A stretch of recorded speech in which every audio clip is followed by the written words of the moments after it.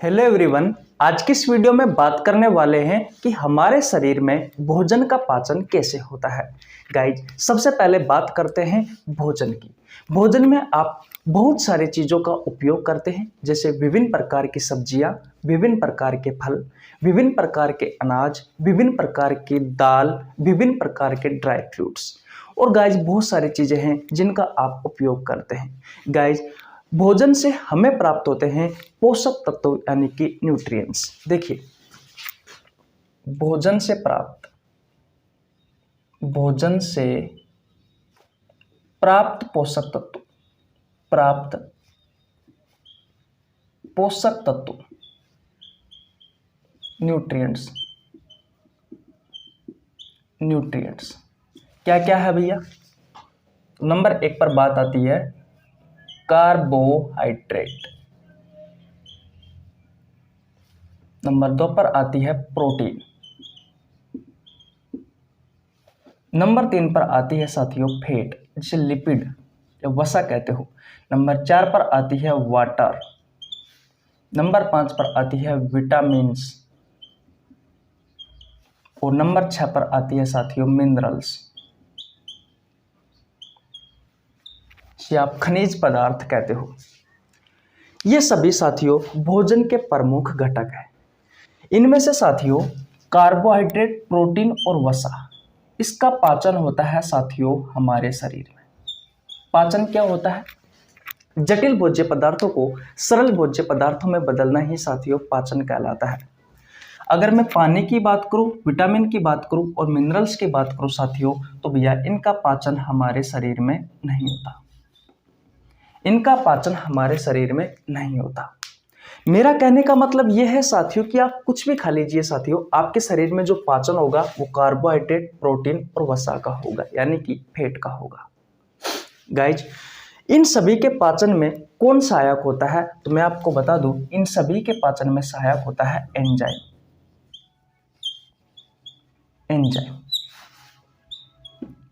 अब बात आती है साथियों कि भैया एंजाइम है क्या? तो एंजाइम एक केमिकल कंपाउंड है, केमिकल कंपाउंड है, यानी कि रासायनिक यौगिक है।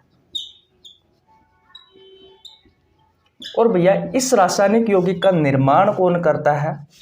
तो भैया इस रासायनिक यौगिक का निर्माण करता है आपकी ग्लैंड्स, आपकी ग्रंथियां। अब बात आती है साथियों कि ग्रंथियां क्या होती है। देखिए, आपके शरीर में ऐसा कोई अंग या ऊतकों का समूह है जो साथियों रासायनिक यौगिक का निर्माण करे, यानी कि केमिकल कंपाउंड का निर्माण करे। और साथियों इस केमिकल कंपाउंड को या तो शरीर से बाहर त्याग दे या फिर किसी अन्य अंग के पास ट्रांसफर कर दे। वो होता है साथियों ग्लैंड्स, यानी कि ग्रंथियां। अब बात आती है कि केमिकल कंपाउंड क्या क्या हो सकता है। तो ये केमिकल कंपाउंड हो सकता है जूस, जिसे आप हिंदी में कहते हो रस। आपने नाम सुना होगा अग्नाशय रस, पित्त रस, आंतीय रस, जठर रस, ऐसे। दूसरा होता है साथियों एंजाइम, जो कि भोजन के पाचन में सहायक होता है। और तीसरा होता है साथियों हार्मोन। अब बात आती है साथियों कि ये हार्मोन क्या है। देखिए, आपके शरीर में बहुत सारी बायोलॉजिकल रिएक्शंस होती है, प्रतिदिन जैविक अभिक्रियाएं होती है।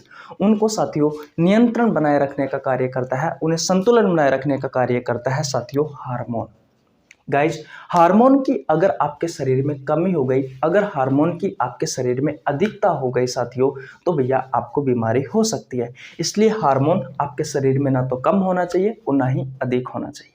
इतनी बात क्लियर है? तो केमिकल कंपाउंड क्या क्या हो सकता है? जूस हो सकता है, एंजाइम हो सकता है और साथियों हार्मोन हो सकता है। अब भैया ग्रंथियों को इस केमिकल कंपाउंड के आधार पर, इस रासायनिक यौगिक के आधार पर 3 भागों में बांटा गया है। नंबर 1 पर आता है साथियों अंतःस्रावी ग्रंथि। अंतःस्रावी ग्रंथि। नंबर 2 पर आता है भैया बहिस्रावी ग्रंथि, और नंबर 3 पर आता है साथियों मिश्रित ग्रंथि, ध्यान से सुनना साथियों, एक एक चीज बहुत ज्यादा इंपॉर्टेंट है। अंतःस्रावी ग्रंथि वह ग्रंथि होती है साथियों जो भैया किसका निर्माण करे, हार्मोन का निर्माण करे। बहिस्रावी ग्रंथि वह ग्रंथि होती है साथियों जो भैया जूस का और किसका निर्माण करे, एंजाइम का निर्माण करे। और साथियों मिश्रित ग्रंथि वह ग्रंथि होती है जो भैया जूस, एंजाइम और भैया हार्मोन इन तीनों का निर्माण करे, वो होती है साथियों मिश्रित ग्रंथि। अगर मिश्रित ग्रंथि का मैं एग्जाम्पल की बात करूं साथियों तो पेंक्रियाज ग्लैंड, अग्नाशय ग्रंथि का आपने नाम सुना होगा साथियों। हमारे शरीर की एकमात्र मिश्रित ग्रंथि है अग्नाशय ग्रंथि, जो साथियों जूस यानी कि रस, एंजाइम और हार्मोन तीनों का निर्माण करती है। अंतःस्रावी ग्रंथि की बात करें साथियों तो हमारे शरीर में अंतःस्रावी ग्रंथियों की संख्या 9 होती है। जैसे कि मैं आपको एग्जाम्पल के बारे में बात बताऊं तो हाइपोथैलेमस ग्रंथि, पीनियल ग्रंथि, पीयूष ग्रंथि, थायराइड ग्रंथि, पैराथायराइड ग्रंथि और साथियों अधिवक्र ग्रंथि। इस तरीके से ये सारी बहुत सारी ग्रंथि है साथियों, लगभग 9 है अंतःस्रावी ग्रंथि। मैंने आपको एग्जाम्पल की सहायता से बहुत अच्छे से समझा दिया।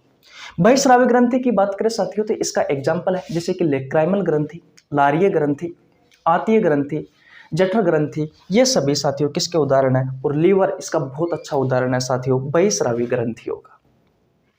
तो आशा करता हूं ये बात आपको बहुत अच्छे से समझ में आ गई होगी। अब बात करते हैं, मैंने आपको बताया कि हमारे शरीर में कार्बोहाइड्रेट का, प्रोटीन का और सिर्फ वसा का पाचन होता है और किसी का नहीं होता, क्योंकि वाटर, विटामिन्स और मिनरल्स इनका पाचन नहीं होता और यही साथियों भोजन के प्रमुख अवयव हैं।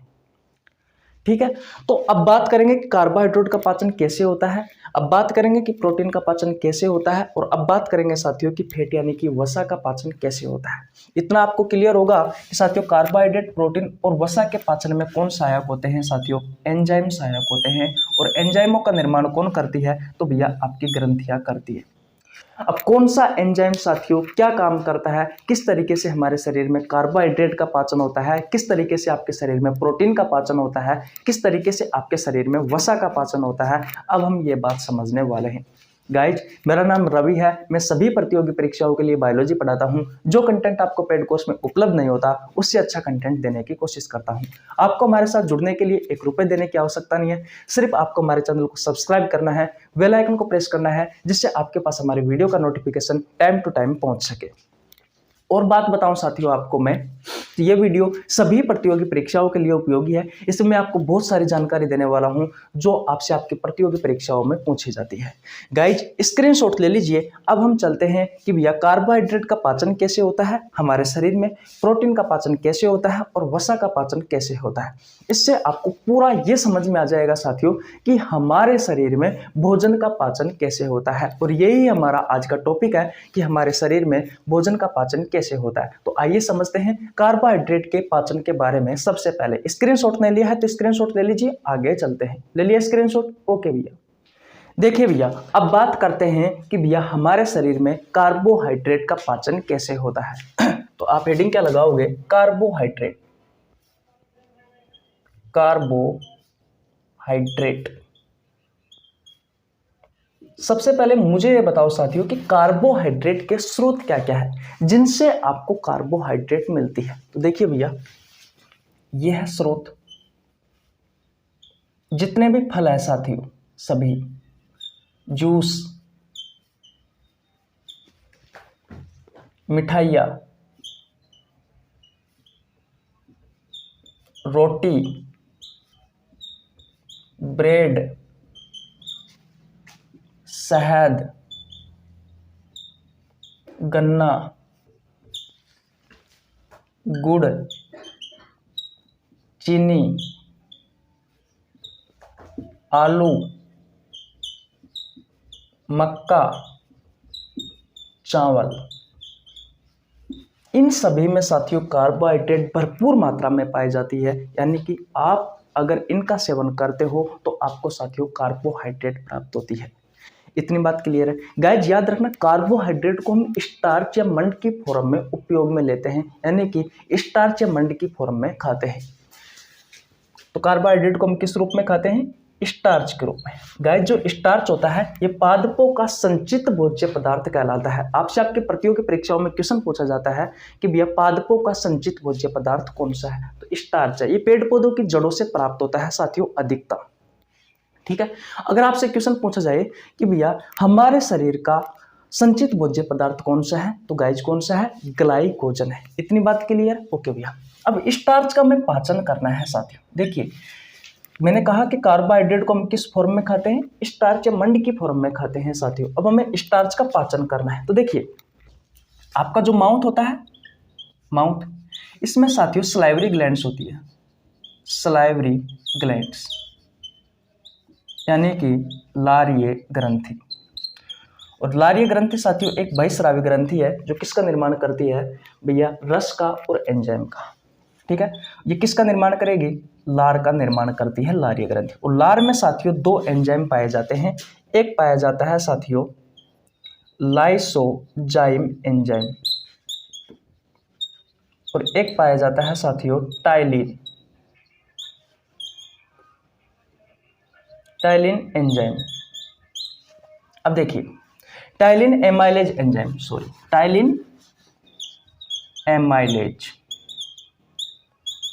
एंजाइम दिख रहा है आपको, टाइलिन एमाइलेज एंजाइम। हाँ, लाइसोजाइम एंजाइम क्या करता है साथियों, भोजन के साथ अगर कोई जीवाणु या फिर कोई कीटाणु, कोई ऐसी हानिकारक चीज आती है साथियों जो हमारे शरीर को नुकसान पहुंचाती है, तो भैया उन्हें ये लाइसोजाइम एंजाइम खत्म करने का कार्य करता है।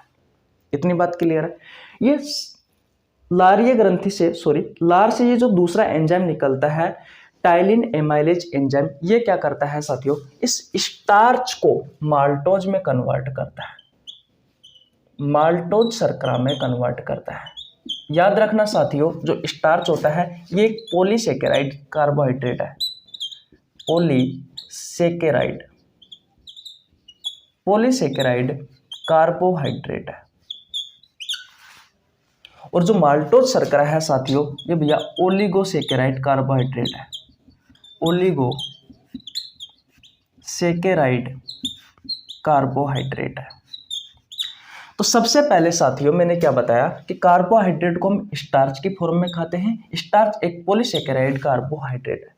इस स्टार्च को साथियों माल्टोज शर्करा में किसने परिवर्तन किया, तो आपके माउथ में यानी कि मुंह में सलाइवरी ग्लैंड्स यानी कि लारीय ग्रंथि पाई जाती है। लारीय ग्रंथि एक बहिस्रावी ग्रंथि है साथियों जो भैया लार का निर्माण करती है। और लार में दो एंजाइम पाए जाते हैं, एक पाया जाता है लाइसोजाइम एंजाइम, एक पाया जाता है टाइलिन एमाइलेज एंजाइम। जो लाइसोजाइम एंजाइम है साथियों ये क्या करता है, भोजन के साथ आने वाले बैक्टीरियाओं को नष्ट करने का कार्य करता है। और जो टाइलिन एमाइलेज एंजाइम है ये क्या करता है साथियों, ये भैया स्टार्च को माल्टोज शर्करा में कन्वर्ट करता है। मैं लिख देता हूं टाइलिन एमाइलेज एंजाइम।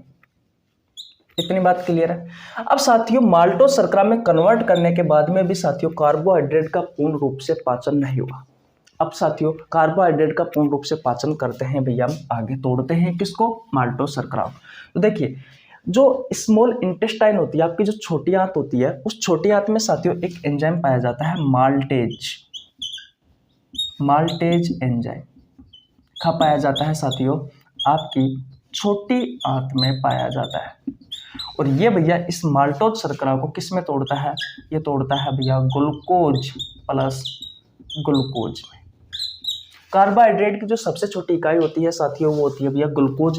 इस ग्लूकोज के बाद में इसका पाचन नहीं होता, इस ग्लूकोज का अवशोषण किया जाता है और साथियों से ब्लड की सहायता से घोल करके कहाँ पहुंचाया जाता है, हमारे शरीर की कोशिकाओं के पास, सेल के पास।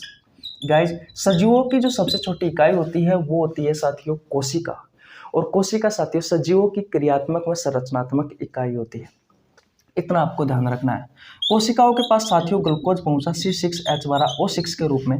इसे साथियों ऑक्सीजन की उपस्थिति में तोड़ा जाता है, कार्बन डाइऑक्साइड, जल और साथियों ऊर्जा ATP हमारे शरीर में जो ऊर्जा बनती है साथियों वो एटीपी के रूप में बनती है, तो एटीपी का निर्माण किया जाता है। गाइस याद रखना, मनुष्य एक कार्यशील प्राणी है, उसे कार्य करता रहना चाहिए और कार्य करने के लिए ऊर्जा की आवश्यकता होती है। और हमारे शरीर में साथियों जो ऊर्जा बनती है वो एटीपी के रूप में बनती है, एडिनोसिन ट्राइफॉस्फेट।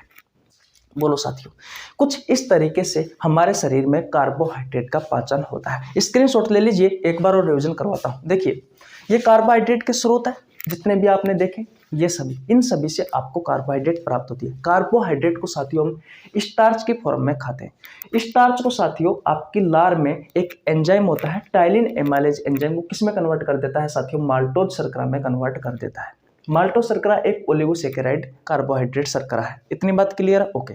अब माल्टोज शर्करा को साथियों ग्लूकोज प्लस ग्लूकोज में कौन तोड़ता है? तो छोटी आंत में माल्टेज एंजाइम पाया जाता है, ये तोड़ता है। और साथियों कार्बोहाइड्रेट की जो सबसे छोटी इकाई होती है वो ग्लूकोज ही होती है। इसके बाद में कार्बोहाइड्रेट का पाचन नहीं होता, फिर इसका अवशोषण होता है। ब्लड की सहायता से साथियों से घोल करके आपके शरीर की कोशिकाओं के पास पहुंचाया जाता है। कोशिका साथियों इसे ऑक्सीजन की उपस्थिति में तोड़कर हमारे शरीर में ऊर्जा का निर्माण कर लेती है। और हमारे शरीर के लिए साथियों आवश्यक है ऊर्जा, क्योंकि ऊर्जा किससे बनती है? भोजन से प्राप्त होती है। भोजन खाएंगे तो भोजन को तोड़कर साथियों ऊर्जा का निर्माण किया जाएगा। कोशिकीय श्वसन की प्रक्रिया कहलाती है साथियों ये वाली। तो कुछ इस तरीके से हमारे शरीर में कार्बोहाइड्रेट का पाचन होता है। अब बात करते हैं साथियों कि हमारे शरीर में प्रोटीन का पाचन कैसे होता है। स्क्रीनशॉट नहीं लिया है तो स्क्रीनशॉट ले लीजिए, आगे चलते हैं। देखिए भैया, अब बात करते हैं कि हमारे शरीर में प्रोटीन का पाचन कैसे होता है। तो हेडिंग क्या लगाओगे साथियों आप? प्रोटीन। क्या? प्रोटीन।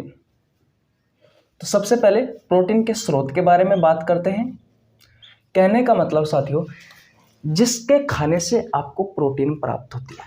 किसके खाने से प्रोटीन प्राप्त होती है? दाल, मशरूम, सोयाबीन, अंडा, दूध, पनीर,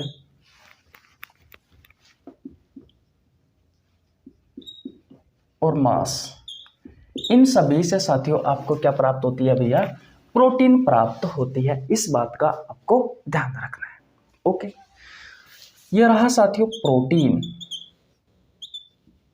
अब इस प्रोटीन का पाचन करना है। तो देखिए, आपका जो आमाशय होता है, आपका जो पेट होता है साथियों, इसमें भैया एक ग्रंथि पाई जाती है, जठर ग्रंथि, गैस्ट्रिक ग्लैंड। और इस जठर ग्रंथि में साथियों एक एंजाइम होता है पेप्सिन। कौन सा एंजाइम होता है? Pepsin enzyme, pepsin. और साथियों ये पेप्सिन एंजाइम क्या करता है भैया? इस प्रोटीन को पेप्टोन्स या फिर पेप्टाइड्स में कन्वर्ट कर देता है। इतनी बात क्लियर है भैया? यहाँ तक किसी को परेशानी? मैंने ये कहा कि आपके आमाशय में जठर ग्रंथियाँ होती है साथियों, और जठर ग्रंथियों से एक एंजाइम निकलता है पेप्सिन एंजाइम। ये पेप्सिन एंजाइम क्या करता है साथियों? प्रोटीन को पेप्सिन एंजाइम क्या करता है भैया? पेप्टाइड या पेप्टोन्स में कन्वर्ट कर देता है। अब आगे तोड़ते हैं साथियों पेप्टोन्स या पेप्टाइड को। तो देखिए, आपका जो पेंक्रियाज है, आपका जो अग्नाशय है, मैंने कहा अग्नाशय एक मिश्रित ग्रंथि है साथियों। इससे जूस भी बनता है, इससे एंजाइम भी बनता है, और इससे भैया हार्मोन भी बनता है। तो इस अग्नाशय से साथियों एक एंजाइम का निर्माण होता है। इस अग्नाशय में साथियों एक एंजाइम पाया जाता है, उस एंजाइम का नाम है ट्रिप्सिन एंजाइम। और भैया ये ट्रिप्सिन एंजाइम क्या करता है? इस पेप्टोन्स या पेप्टाइड को किस में कन्वर्ट कर देता है?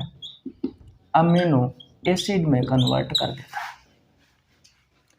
मेरे दोस्तों याद रखना, प्रोटीन की सबसे छोटी इकाई आपसे पूछे साथियों तो वो होती है भैया अमीनो एसिड। क्या होती है साथियों? अमीनो एसिड होती है। इसके बाद में साथियों प्रोटीन का पाचन नहीं होता, इसका अवशोषण किया जाता है, ब्लड की सहायता से कोशिकाओं के पास पहुंचाया जाता है, और कोशिका इसे तोड़कर साथियों क्या बना लेगी? ऊर्जा बना लेगी। तो हमारे शरीर में प्रोटीन का पाचन साथियों कुछ इस तरीके से होता है। बेटा बोलो, आपको समझ में आया नहीं आया? स्क्रीनशॉट नहीं लिया है तो स्क्रीनशॉट ले लीजिए, एक बार और रिवीजन करते हैं। देखिए, दाल खाओगे, मशरूम खाओगे, सोयाबीन, अंडा, दूध, पनीर, मांस, इन सभी से आपको क्या प्राप्त होती है साथियों? प्रोटीन प्राप्त होती है। प्रोटीन जैसे ही आपने खाई, आपके पेट के अंदर साथियों जठर ग्रंथि होती है। जठर ग्रंथियां एक एंजाइम का निर्माण करती है, पेप्सिन एंजाइम का। ये पेप्सिन एंजाइम प्रोटीन को किस में कन्वर्ट कर देगा साथियों? पेप्टोन या पेप्टाइड में कन्वर्ट कर देगा। आपसे क्वेश्चन पूछा जाता है साथियों कि भैया पेप्सिन जो एंजाइम होता है वो प्रोटीन को किस में कन्वर्ट करता है? इस प्रकार के क्वेश्चन आपसे आपके प्रतियोगी परीक्षाओं में पूछे जाते हैं, तो इस बात का भी आपको ध्यान रखना है। फिर साथियों जो पेप्टोन्स और जो पेप्टाइड है, इससे आपके अग्नाशय ग्रंथि में जो पैंक्रियाज ग्लैंड है उसमें साथियों एक एंजाइम पाया जाता है, ट्रिप्सिन एंजाइम। ये किस में कन्वर्ट कर देता है? इस पेप्टोन्स या पेप्टाइड्स को अमीनो एसिड में कन्वर्ट कर देता है। अमीनो एसिड प्रोटीन की सबसे छोटी इकाई है, इसके बाद में इसका पाचन नहीं होता। अवशोषण होता है, कोशिकाओं के पास ब्लड की सहायता से पहुंचाया जाता है। कोशिका इन्हें तोड़कर साथियों किसका निर्माण कर लेती है भैया? तो ऊर्जा का निर्माण कर लेती है। हमारे शरीर में जो ऊर्जा बनती है साथियों वो एटीपी के रूप में बनती है, और एटीपी की फुल फॉर्म होती है एडिनोसिन ट्राइफॉस्फेट, जो अक्सर आपसे आपकी प्रतियोगी परीक्षाओं में पूछी जाती है। गाइज इतनी बात क्लियर है? स्क्रीनशॉट ले लीजिए। अब बात करते हैं कि भैया वसा का पाचन हमारे शरीर में कैसे होता है। देखिए भैया, अब बात करते हैं कि हमारे शरीर में वसा का पाचन कैसे होता है। अब तक हमने क्या क्या सीखा कि हमारे शरीर में कार्बोहाइड्रेट का पाचन कैसे होता है, प्रोटीन का पाचन कैसे होता है। अब हम बात करने वाले हैं फैट, यानी कि वसा का पाचन साथियों हमारे शरीर में कैसे होता है। फैट, वसा। तो सबसे पहले साथियों में इसके स्रोत के बारे में जानेंगे कि इसके स्रोत क्या क्या है। देखिए भैया, जो आप चिकनी चीज खाते हो ना, जैसे घी, तेल, डालडा, बटर, वो सभी साथियों वसा के स्रोत है। घी, तेल, डालडा, चीज, बटर, मांस, मूंगफली, मक्खन, मछली का यकृत,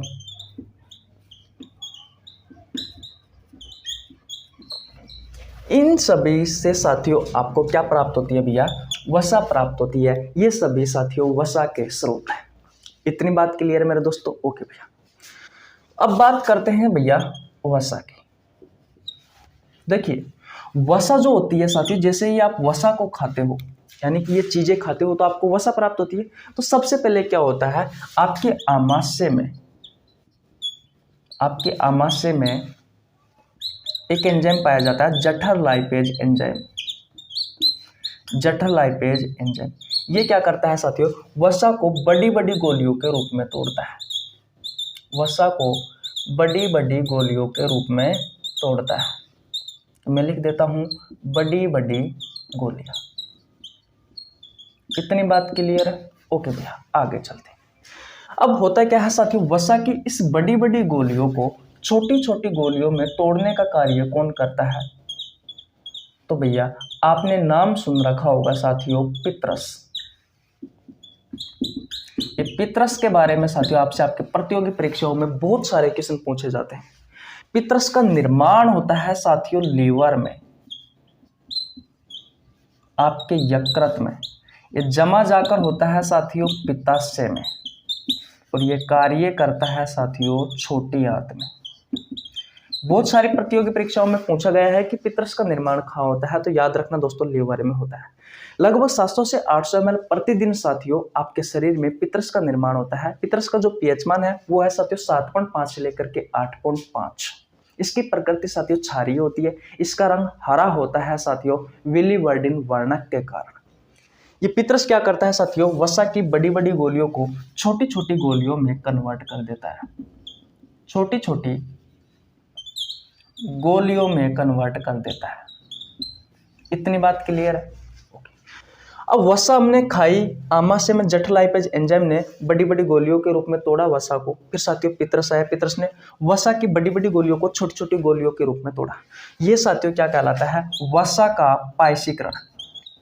वसा का पायसीकरण या फिर इमल्सीकरण कहलाता है साथियों। वसा का पायसीकरण या फिर इमल्सीकरण कहलाता है वसा की बड़ी बड़ी बूंदों को छोटी छोटी बूंदों के रूप में तोड़ना।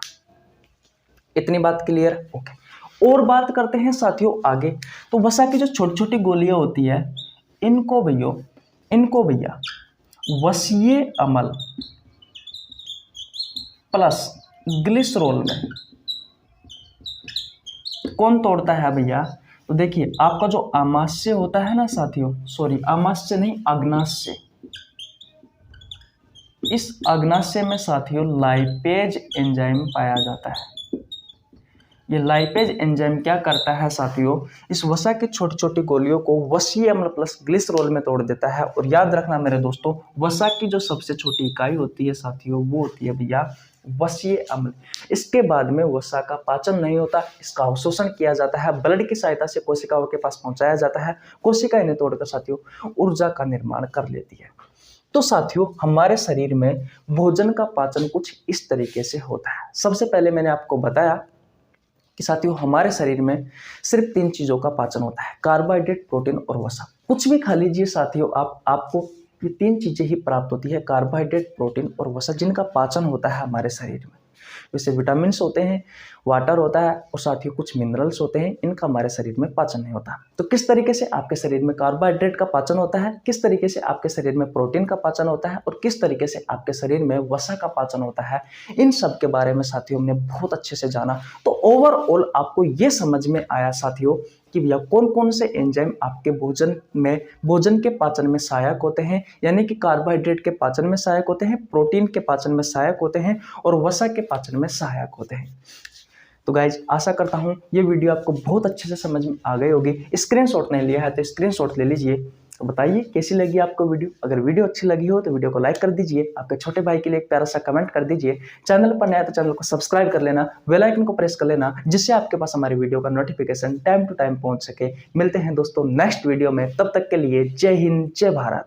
अगर आपको बायोलॉजी पढ़नी है, बायोलॉजी के बहुत सारे चैप्टर पढ़ने हैं बहुत आसान भाषा में, तो आप इस चैनल को सब्सक्राइब कर सकते हो। आप हमारे इस इंस्टीट्यूट का, इस छोटी सी एक संस्था का साथियों हिस्सा बन सकते हो। तो तब तक के लिए जय हिंद जय भारत, राम राम।